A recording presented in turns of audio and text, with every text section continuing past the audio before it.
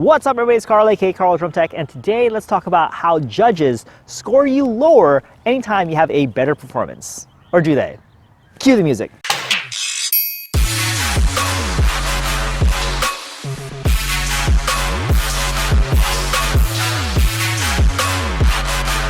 Alright, if you guys are finding me for the first time, make sure you hit that subscribe button, this red button down below that says subscribe. That way you are notified anytime I put out a new video in regards to the marching arts, marching bands, indoor percussion, drum corps, all that good stuff. Make sure you subscribe so that you know anytime I drop a new video. Now hit that notification bell as well. That way you are for sure to be notified anytime I drop a new video. So subscribe, hit that notification bell, and let's get to the video. Okay, so picture this scenario, okay? You are in a performance field like this or a gym.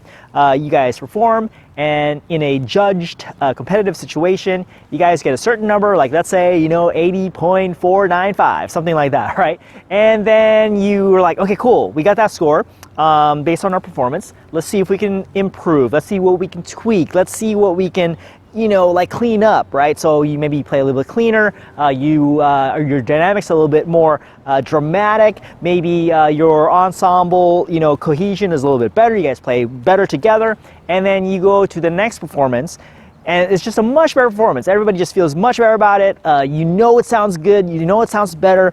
Everybody just feels really good. Everybody was hyped, everybody was excited, everybody's like, wow, that was so much better than last week. That is definitely a 5-point difference from the week before. So you are hoping for at least an 85 points or something like that out of 100. Now the judging situation comes around, the scores are announced, and then they say, okay, you now have 78.495, and you're like, wait, hold on a second. All right, we just had a better performance, and then now you're telling me that we're not as good as we were the week before. That makes no sense, right? And now everybody's bummed. Now everybody's like, what do we have to do? It's like, we feel like we did better. We felt like we performed better. You did everything you could to make it better, and in a way you weren't rewarded for it. If anything, you were punished, right? You're punished because your score is lower, okay? So let me just offer you some perspective, because what happens is, like in these situations, a lot of time you get bummed out, right? You get bummed out, you're like, like we didn't get the score we wanted, or now it's lower, what the heck, our score was better. But it's like, and it's like your positive feeling about performing better, about working hard, about the fact that you have this thing where you felt like you accomplished something, it completely gets taken away by a number, by a few people who say, you know what, this is your number now, okay? Consider the alternative, right? The alternative is that you don't perform well, maybe you fall apart a little bit, your group ensemble, cohesion is not as good, you tear in certain areas or whatever, and then it's just like, everybody's like, oh, that was terrible, like, oh my gosh, like, you feel so bad. Maybe you are depressed because it's like we worked so hard, and yet, like, stuff happened on the field or on the court that we didn't expect to happen, and then just like it just wasn't a good performance. You can't feel good about that. And then the score comes, and they're like, okay, you get a 90 out of 100, and you're like, oh, I thought we did bad. I thought we were gonna get like 60 points. Yay, right? Is that like yes, it feels good in that moment, but it's not like a hollow victory, right? Because it's like you were not good. You were like you were tearing. People were making mistakes left and right. And then all of a sudden you feel better because you got a number, right? A few people said, you got this number, you should feel better about yourselves. Now, is it counterintuitive to a lot of things, right? Which is like, if you get an award, if you get a certain, accolade, that you shouldn't feel good about it. Of course not, right? Like you should feel good about something like that. So it's very natural to be in that state, okay? But, it goes the other way around too, where it's just like, even though you feel good about something and then somebody assigns you a number that doesn't reflect what you feel like you should be doing, should you feel bad about it, right? Naturally, yes, you would feel bad in that situation. That's why, you feel a certain way anytime you don't score the way you think you should be scoring. But at the end of the day, when it's a judging situation, okay, you really should just focus on how you guys feel, how the staff feels. Did you guys perform to the best of your ability? Did you guys actually knock it out of the park in your opinion? Did you feel like you guys as a group performed really well? The most important thing is that opinion, that the opinion, your opinion is the most important opinion. Now, yes, of course, like, everybody's going to recognize, the scores, everybody's going to recognize the placements, everybody, recognizes the top scoring groups, they get all the accolades, they get all the attention, of course, right? That's just how it is, okay? However, and I'm not saying just wholly, go by your own opinion. You should definitely, consider the opinion of the opinions of other people, including the audience, including the judges, whatever they say. Take that into account into your overall feeling of how you perform, of how your show is, of how your group is, and then go with that. Okay, but I think the number one opinion should still be yours. Okay, because at the end of the day, it's just 3 people, right? I mean, maybe the audience thought you guys were great. Maybe, you guys as a whole thought you guys performed well. And here's the perspective of the judges, right? Because like a few weeks ago, I did like kind of judge, or I evaluated some academic decathlon papers. Okay, if you don't know what academic decathlon is, it's just basically like a competitive event where teams from schools compete against each other in academic situations, right? So one event is like writing papers, right? Writing an essay, okay? Or there's other events that revolve around math, revolve around science, whatever, okay? History, and then in this situation, I was evaluating papers, evaluating the team members' essays that they wrote, okay, based on a particular subject, and you were supposed to assign a number based on how you felt like they did. Okay, so like let's say really good essays that address a certain prompt get 100 points, and if they don't address the prompt, then it gets lower points. You get the picture, right? So when I got my first paper, and this is my first time ever doing this, I read it, I thought, man, I thought this was really good, right? So I'm like, okay, out of 100, okay, I'll give this paper a 90. I think it's great, right? I thought it addressed prompts, stuff like that. And then I got the second paper, and then it's like, it was even better. Like it was just such a much better paper. It addressed the prompt much more clearly. The grammar was just so much better. And I'm like, wait a minute, if this paper is so much better, okay, this technically can't be, I can't go over 100, right? So now what I have to do is, oh wait, hold on. I need to go back to that first paper I evaluated, and I need to put this at more like 65 or 70 so that I can put this new paper I just read at a 90.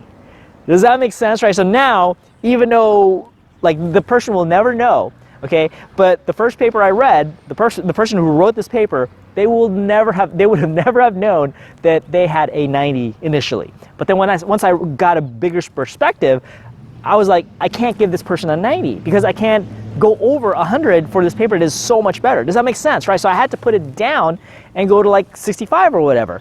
And then it's like, but what if that person knew? They're like, what the heck? I had a 90 and now I have a 65. What gives, right? And then it's like, it's really hard to understand that situation, that it's perspective, right? It's about like, okay, now I have a bigger picture. Now I have experience judging. This is my first time judging versus the second time judging. Now I'm later on throughout the day, I'm dealing with like, at that point I've read 60 papers, okay? And I'm like, at that point, I'm like, okay, I don't even remember half of the stuff I read. I don't even remember how, which ones were good, which ones were not. I can't even remember how to like, relate to other papers, to give like a score or value. So does that make sense, right? So a judge's job is actually really difficult when you have to compare against all these groups. So can you imagine a judge watching show after show after show after show? At some point, their mind gets so jumbled, or like, I don't even know where I'm at. You know what I mean? Like, I don't even know what I ate for breakfast. That they're literally probably at that point, right? Now, I'm not saying that like all judges have that feeling. Okay, there are some really good judges out there, I'm sure, that keep a very clear mind, and they totally remember all the scores they assign. I'm sure really good judges have a way of kind of like compartmentalizing and remembering, all the groups, and like, okay, well, this is more in the higher end, these groups are more in the middle end, these are the lower end, and they remember all that stuff, and they can assign their numbers brilliantly, okay? But again, like I said, it's a very difficult job, okay? Now, in the case of like maybe one day you score a certain number and then you perform better the next time and then you score a lower number, okay? Maybe in those situations you have a completely different judging panel. They have no idea, okay? how you scored last time. They have no idea how you performed last time. They never saw your show. Maybe it's their first read of your show. They've never seen it before, okay? And maybe if it was, okay, maybe again, like they have a different rubric now because like there's groups that are much, much better. And then, you know, like it'll just mess with the numbers if they put your score higher than last week's, because now it puts you in a situation where it's like, okay, well, okay, your score's here, but then there's groups that are way better. I can't score them like way higher because I only have 100 points to work with. Does that make sense, right? So now they have to adjust their numbers to kind of fit everything from a relative perspective. Does that make sense, right? So, you know, it's like there's all these situations where it's not a perfect system to kind of give to assess a number or a grade or a score based on your performance. Does that make sense? Right now, I mean, that's the thing. It's like, you know, in sports, that's why you have, you know, it's very clearly defined. You know, you have this many points that defines the winner.